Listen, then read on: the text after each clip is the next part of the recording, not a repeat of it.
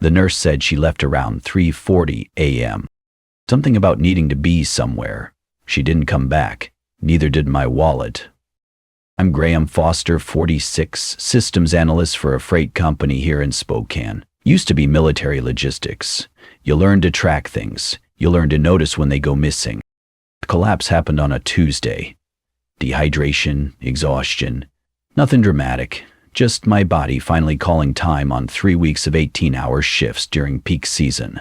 1 minute I'm reviewing cargo manifests. Next minute, I'm waking up in Sacred Heart with an IV in my arm. Lena was there when they wheeled me in. Sat in that uncomfortable chair hospitals love, reading some magazine about home renovation. She looked up when I opened my eyes. "You scared me," she said. Simple, direct. That was Lena's way. I told her I was fine. She nodded like she believed it. The overnight observation was standard protocol. Nothing serious, but they wanted to be sure. Lena stayed until visiting hours ended at 9, kissed my forehead, said she'd be back in the morning. What time did I fall asleep? Maybe midnight, maybe later. Here's the thing about military training. It sticks. Even unconscious, part of me tracks patterns. Footsteps in hallways, door clicks, the rhythm of shift changes. So when I woke up at dawn and felt that particular kind of quiet that comes from being alone, I wasn't surprised, just aware.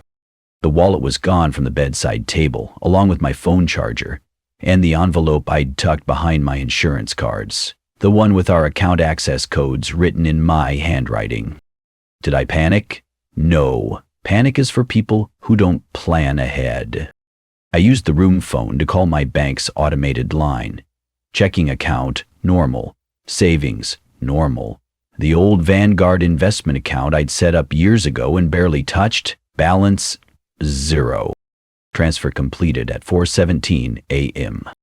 Electronic authorization, listed as account maintenance fee.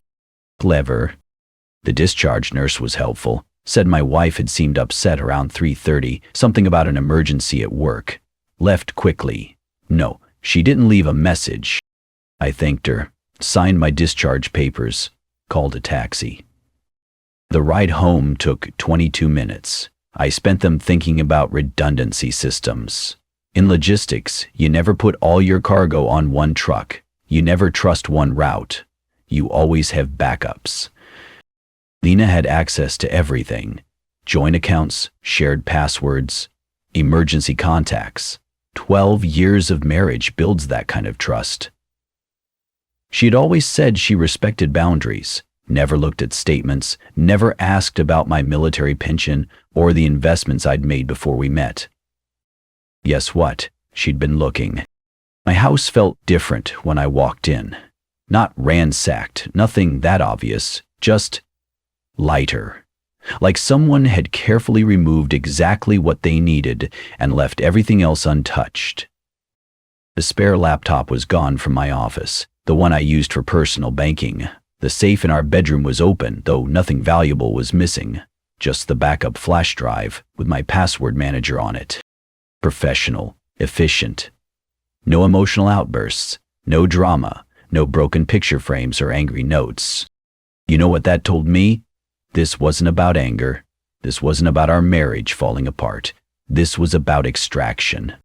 Lena didn't leave me. She extracted what she needed and exited. I made coffee, sat at my kitchen table, opened my laptop and pulled up every account I could remember. Most were fine. A few showed small transfers over the past 18 months. Nothing that would trigger alerts. Nothing that looked like theft. But patterns I'd been trained to see. Here's what 12 years in military logistics teaches you. Every system has a paper trail. Every authorization leaves his signature. Every transaction has a timestamp. And here's what 24 years of marriage to someone teaches you. When they stop asking questions about your work, start asking questions about their silence. Lena had stopped asking about my accounts 2 years ago, right around the time those micro transfers started. The Vanguard account, the big one she'd emptied, had been dormant for years. Set up when I left the service, fed by automatic deposits from my pension, barely watched. She'd known about it, sure. I'd mentioned it once or twice, but I'd never given her the access codes. Except I had, written on that card in my wallet, the one she'd probably photographed months ago during one of those quiet moments when I was in the shower or taking out trash. Smart, patient, strategic. Military logistics officers learn to respect good operations, even when they're working against you. My phone buzzed, text message from an unknown number. Hope you're feeling better, take care of yourself. LL. I didn't respond. Instead, I opened a new document on my laptop and started typing. Date, time, location, missing items, unauthorized transfers, chain of custody, documentation, evidence. The thing about people like Lena, smart, careful, always one step ahead, is they assume everyone else thinks like them. They assume everyone else cuts corners, takes shortcuts, trusts without verifying. Maybe I'd seen the signs all along. But I hadn't gotten to where I was by making assumptions, and I sure as hell hadn't survived 12 years in logistics by letting someone else control my supply chain. Time to find out exactly what had been taken, and exactly what it was going to cost her to take it. The garage light cast everything in yellow. My old military notebook sat open beside the laptop screen, pages filled with numbers that didn't lie. 3 days since the hospital. 3 days of pulling threads. I'd canceled the cards first, standard protocol. Then came the real work. Transaction logs going back 24 months. Every transfer, every authorization, every digital fingerprint Lena had left behind. The picture wasn't pretty. Microtransfers. 50 here, 200 there. Never enough to trigger alerts, never on predictable dates, but when you line them up chronologically, when you map them against pay periods and account balances, $230,000, 0 cents, gone. All routed through something called Northwest Construction Supply, based in Portland. Clean invoices, proper tax documentation, everything filed correctly with the state of Oregon. Here's the thing about construction companies. They move a lot of cash. Materials, labor, equipment rentals. Perfect cover for moving money around. Perfect place to hide transfers that shouldn't exist. I grabbed my phone and scrolled to a number I hadn't called in 2 years. Logan Drew. It's Graham. I need a favor. Silence. Then, Jesus, Foster. Long time. What kind of favor? Logan had been my logistics sergeant back in Afghanistan. Smart kid from Ohio who'd grown up to be a forensic accountant in Seattle. The kind of guy who could read a balance sheet like a map and spot irregularities from 3 states away. The kind that pays consulting fees, I said. How fast can you get to Spokane? He was at my house by Thursday evening. Same Logan. Thin, nervous energy, always moving. Set up his laptop on my kitchen table like he was preparing for a briefing. So what's the story? He asked. I showed him everything. The transaction logs, the missing wallet, the hospital timeline. He listened without interrupting, occasionally making notes in a pad that looked exactly like the ones we'd used overseas. Your wife did this? My wife extracted this, I corrected. There's a difference. Logan pulled up the Oregon company registration. Northwest Construction Supply, LLC, Incorporated, 18 months ago. Registered agent, Nicholas Salazar. Know this guy? I didn't, but something about the name felt familiar, like a face you recognized but can't place. Logan's fingers flew across his keyboard. Let me run the corporate filings. Okay, here we go. Owner-operator, no employees listed, no physical inventory on the tax returns. What kind of construction company has no inventory? The kind that doesn't actually build anything. That's when Logan found the pattern.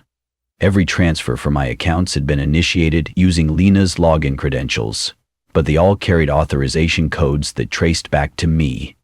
My social security number, my account access, my digital signature. She was using your identity to legitimize the transfers, Logan said, making it look like you were the one moving money to this construction company. Marth. Clean. Completely legal on paper.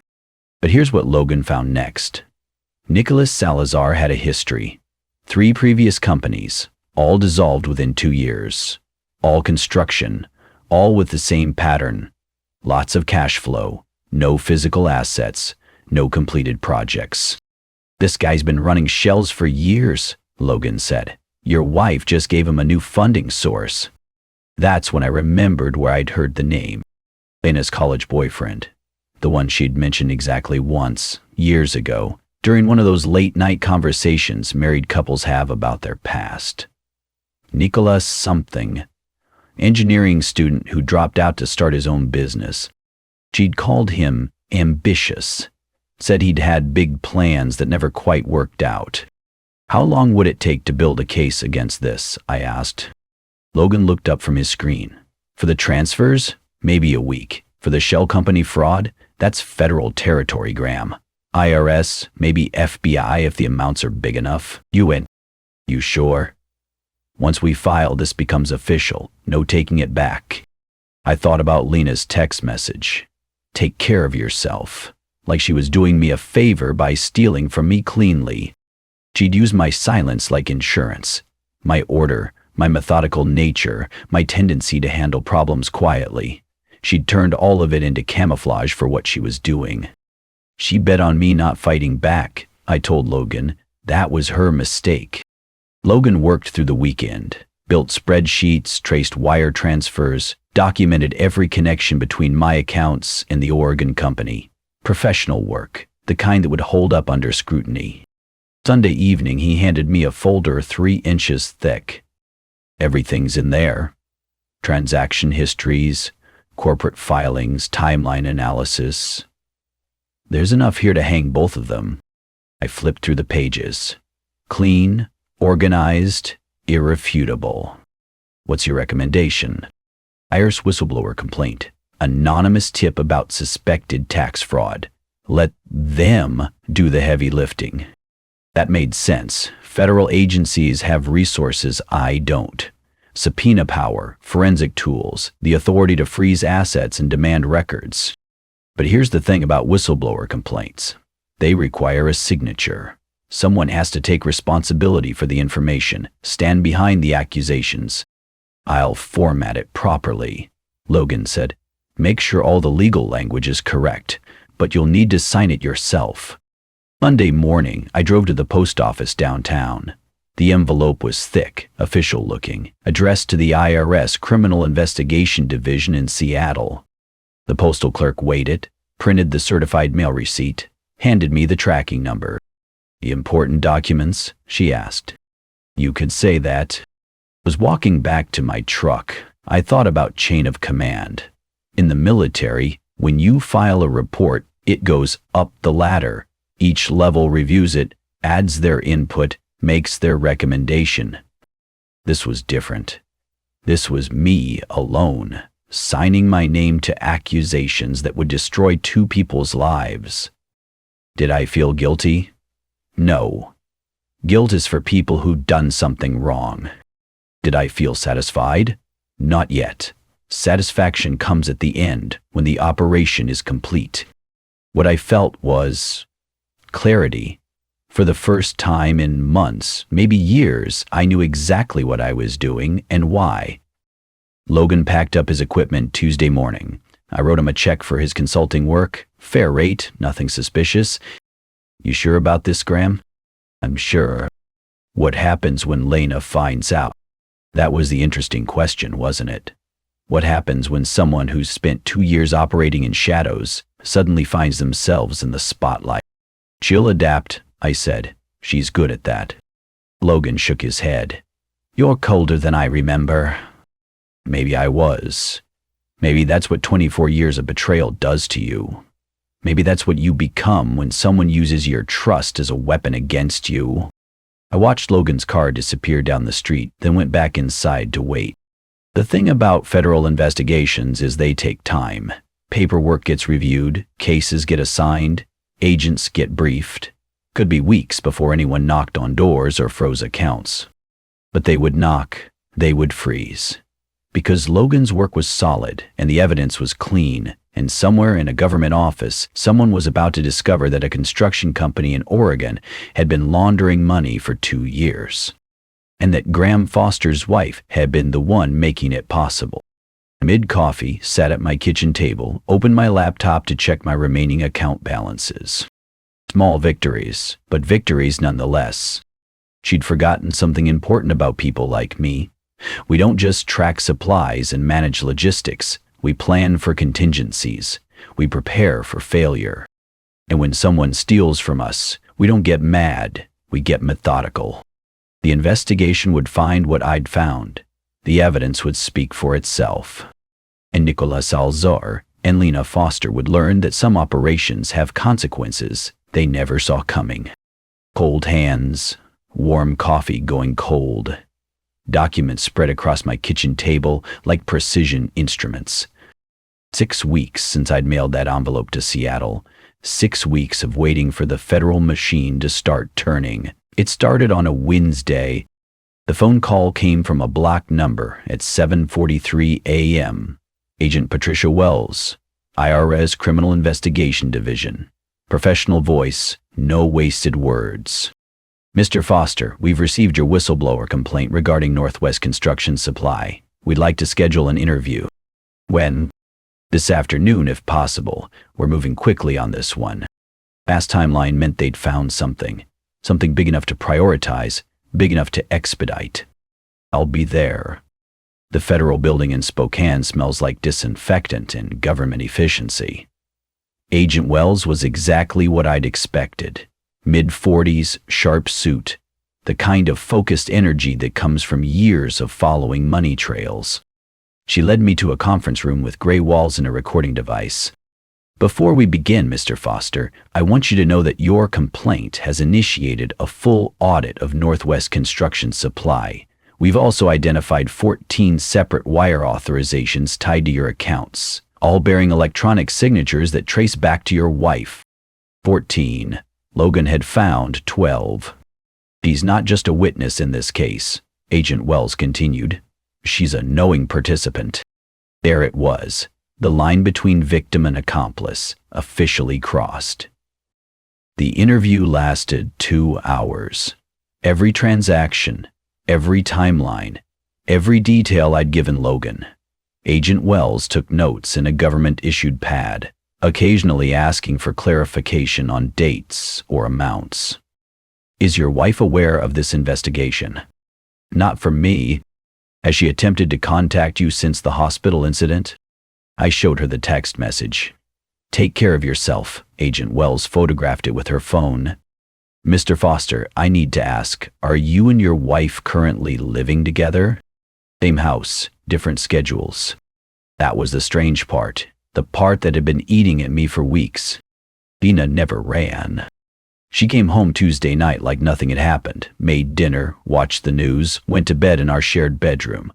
Wednesday morning, coffee and toast. Quick kiss goodbye before heading to her job at the nonprofit downtown. Normal, routine, like she hadn't stolen $230,000 0 cents and abandoned me in a hospital bed. What kind of person does that? What kind of calculation allows someone to sleep 8 feet away from the person they've been systematically robbing? She doesn't think I'll do anything about it, I told Agent Wells. Why not? Because I never have. That was the truth, wasn't it? 12 years of marriage, and I'd never pushed back on anything, never questioned her decisions, never challenged her judgment, never made waves. She knew I wouldn't break protocol. That was her margin of safety. But protocols change when the situation changes, and this situation had definitely changed. Agent Wells slid a business card across the table. We'll be in touch, Mr. Foster. In the meantime, don't discuss this investigation with anyone, especially not your wife. Understood. Driving home, I thought about operational security. In the military, you compartmentalize information, need-to-know basis, minimal exposure. Lena had been operating under the assumption that I'd never find out, or if I did, I'd handle it quietly, internally, like a family matter. She'd miscalculated. That evening, she was in the kitchen when I got home, stirring something on the stove, humming quietly, domestic scene, perfectly normal. "How was your day?" she asked without turning around. "Fine. The Hendersons called. They want to know if we're still coming to their anniversary party Saturday." I watched her shoulders, her posture, looking for any sign of stress or awareness. Nothing. Just my wife of 12 years, making dinner and planning our social calendar. We'll see. Later that night, I was cleaning out my home office when I found it. The wallet she'd taken from the hospital, sitting in a drawer I rarely used, emptied of cash but otherwise intact. She'd returned it, quietly, without mention, like it had just been misplaced. Inside the billfold, tucked behind my insurance cards, was a photograph I'd forgotten about. From our first camping trip together, maybe 15 years ago, Lena, holding a map upside down, laughing at her own mistake. Sun in her hair, genuine smile, the kind of moment that makes you believe in possibilities. I stared at that photo for longer than I should have. There was a version of her I'd once loved. Young, spontaneous, full of plans for the future we'd build together.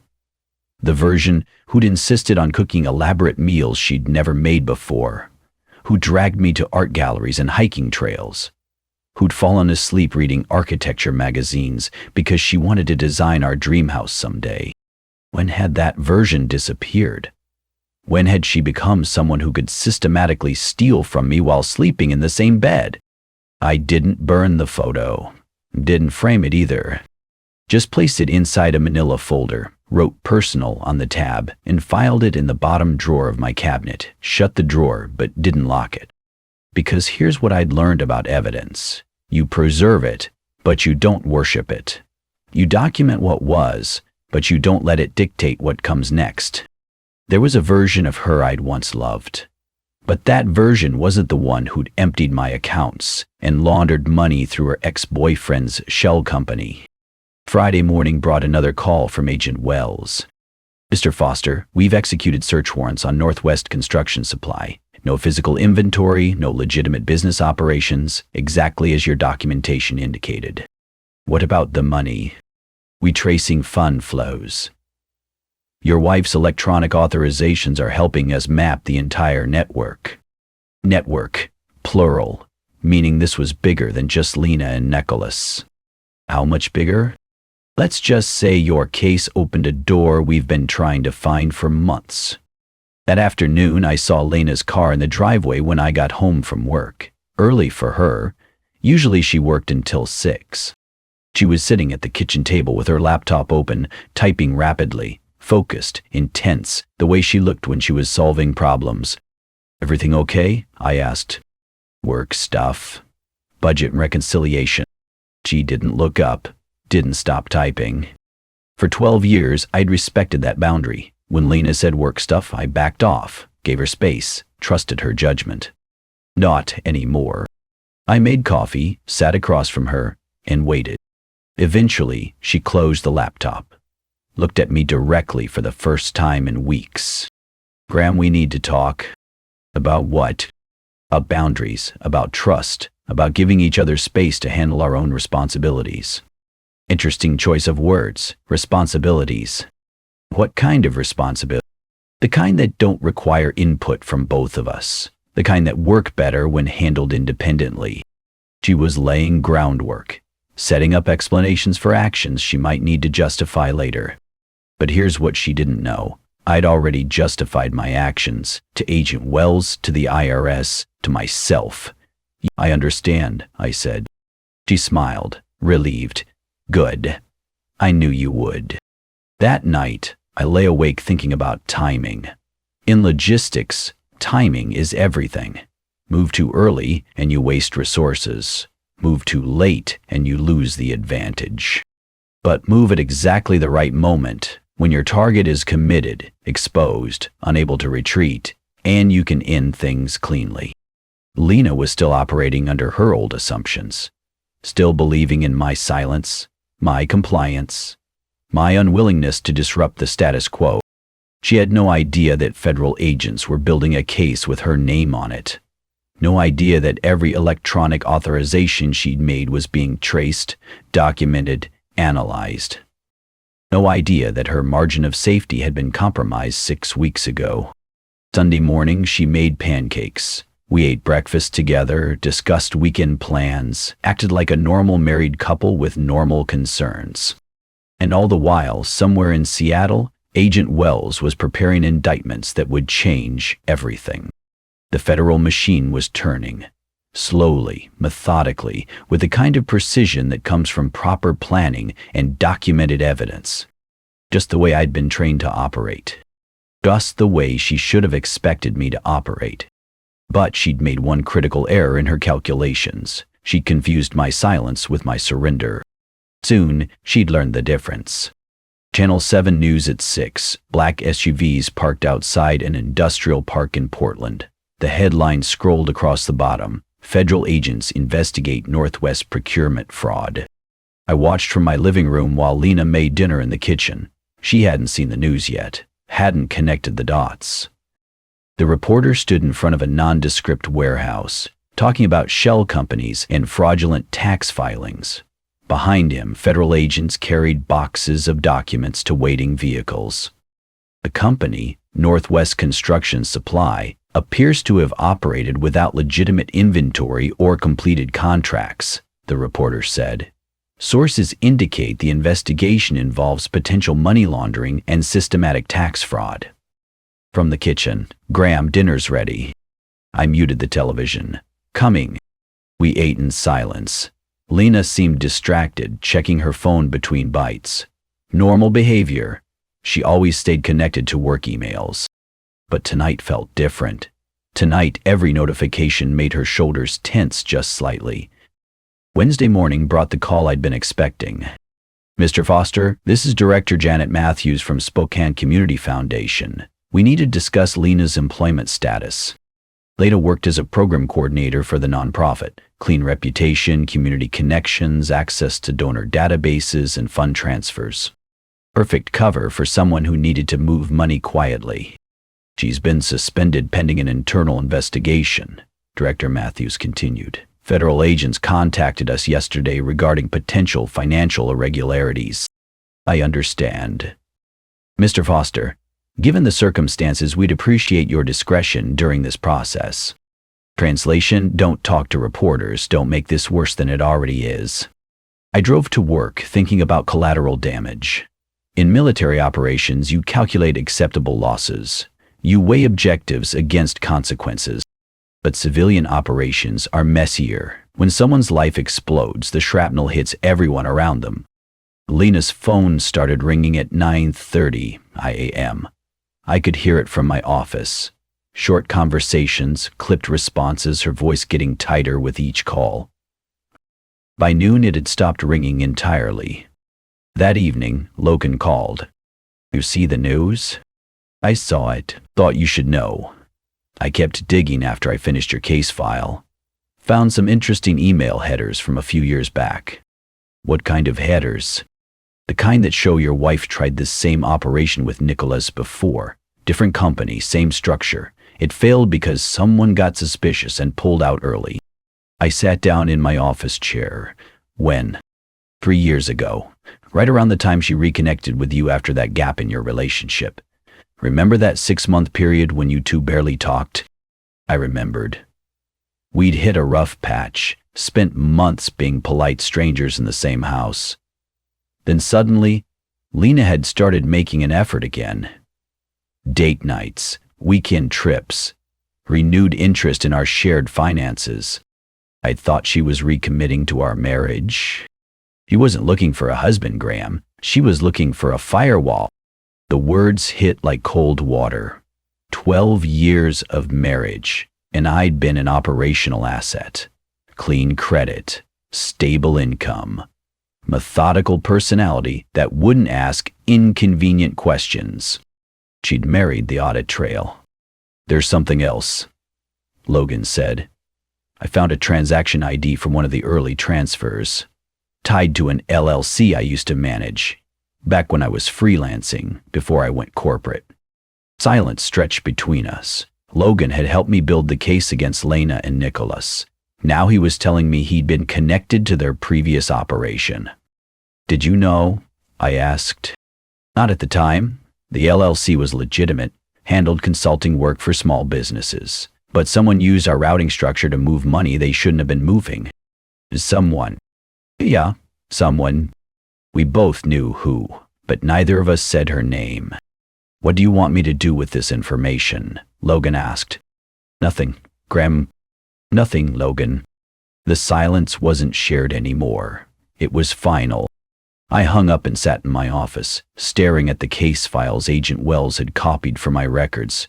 Every document, every transaction, every piece of evidence that would destroy 2 lives.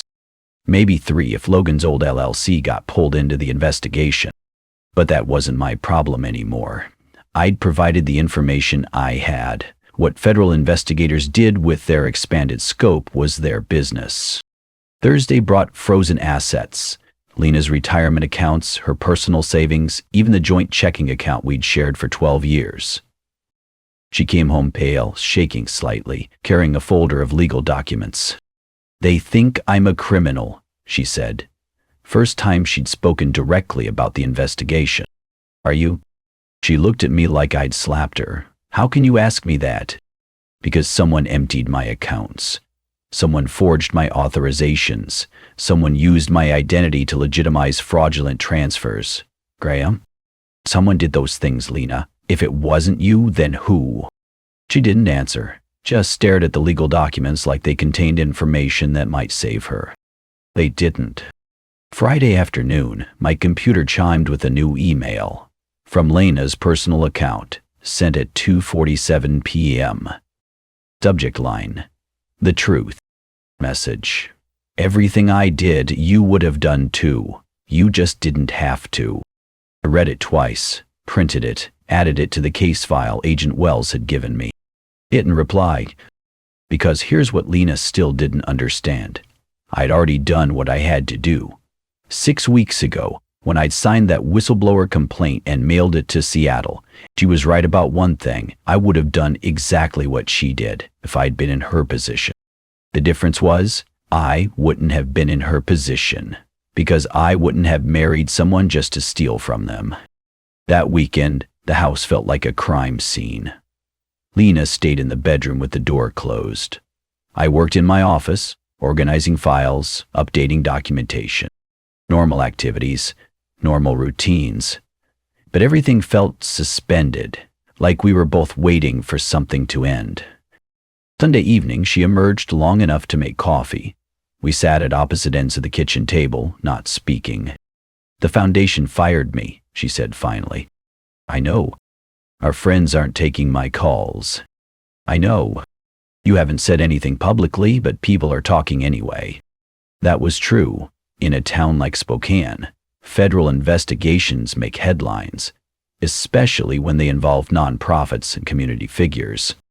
I hadn't given interviews or made statements, but my silence was noticeable. Married couples usually present a united front during crises. Our divided front told its own story. What happens now? She asked. You get a lawyer. You cooperate with the investigation. You hope the prosecutor is feeling generous. What about us? I looked at her across the table. 12 years of shared meals, shared decisions, shared trust. All of it built on a foundation I'd never thought to examine. There is no us, I said. There never was. She nodded like she'd expected that answer, like she'd been preparing for this conversation since the first news report. Maybe she had. The federal machine was turning now, beyond my control, beyond anyone's control. Indictments would follow, trials would follow, justice in whatever form it finally took. But the operation I'd planned was essentially complete. The evidence was documented, the authorities were engaged, the target was neutralized. Everything else was just cleanup. And cleanup, as any logistics officer knows, is the longest part of any mission. 6 months later, I sit alone at a clean desk. Above me, framed for the first time in 20 years, hangs my military discharge certificate. Honorable Service, Logistics Division. Commendations for Operational Excellence. It had been in a file drawer since 2003. Never seemed worth displaying.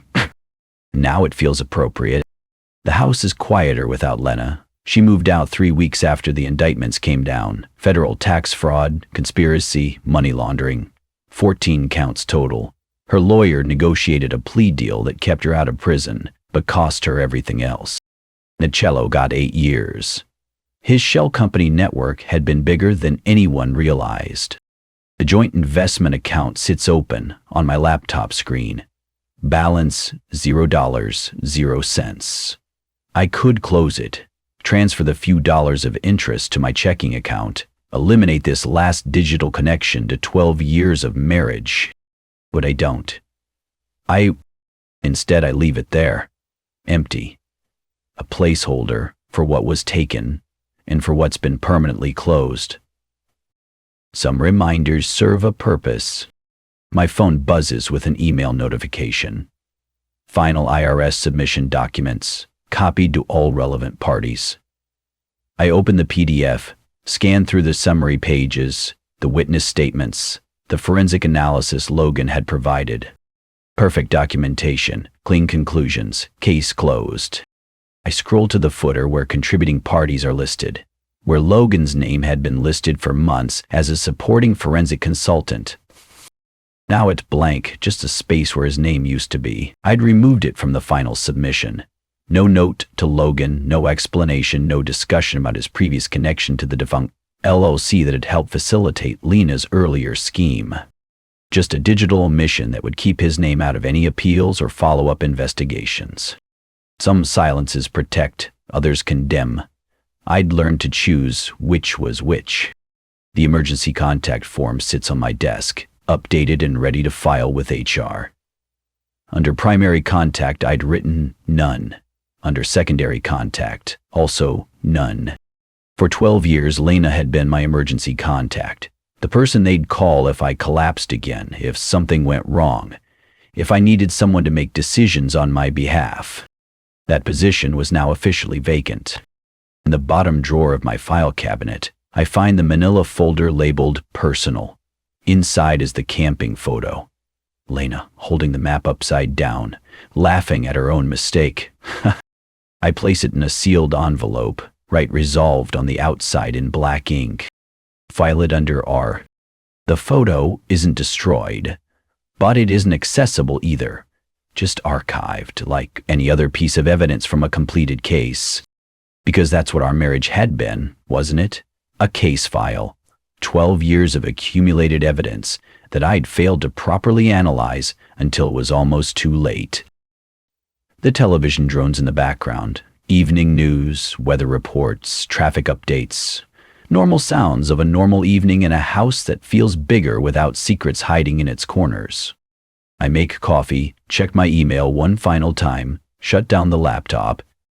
Tomorrow, I'll return to work, to freight schedules and cargo manifests, and the predictable rhythms of legitimate business. Clean work, honest work, the kind that leaves clear paper trails for all the right reasons. Logan called once after the indictments. I didn't answer. He didn't call again. Some partnerships end with handshakes and good wishes. Others end with understanding that certain boundaries shouldn't be crossed again. We both knew which category our partnership belonged to. The discharge certificate catches the light from my desk lamp. 20 years of service, commended for attention to detail and operational planning. Skills that transfer well to civilian life, as it turns out. Lena had made one critical miscalculation in her operational planning. She'd assumed I'd never discover her scheme, or if I did, I'd handle it quietly, internally, like a family matter. She'd counted on my silence, my predictability, my reluctance to create conflict. She'd forgotten something important about people like me. I don't move fast, I move last.